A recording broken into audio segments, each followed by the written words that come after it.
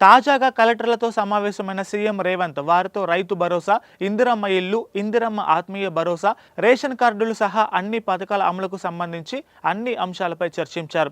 ఇక భారత రాజ్యాంగం అమల్లోకి వచ్చి 75 ఏళ్లు పూర్తయినందున ఈ నెల 26వ తేదీన జరిగే గణతంత్ర వేడుకల రోజున ఈ 4 పథకాల అమలుకు కాంగ్రెస్ ప్రభుత్వం శ్రీకారం చుట్టబోతున్నట్లు తెలిపారు. గతంలో ఉన్న నిబంధనల ప్రకారమే కొత్త రేషన్ కార్డులు జారీ చేస్తామని సీఎం స్పష్టం చేశారు.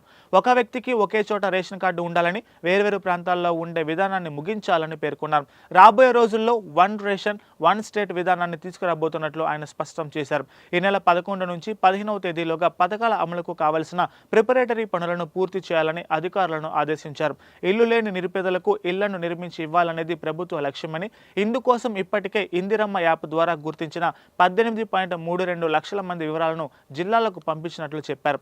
అందులో అత్యంత నిరుపేదలకు మొదటి ప్రాధాన్యత ఇవ్వాలని సూచించారు. తొలి విడతలో ప్రతి నియోజకవర్గానికి 3,500 ఇళ్లను మంజూరు చేశామని ఆయన స్పష్టం చేశారు.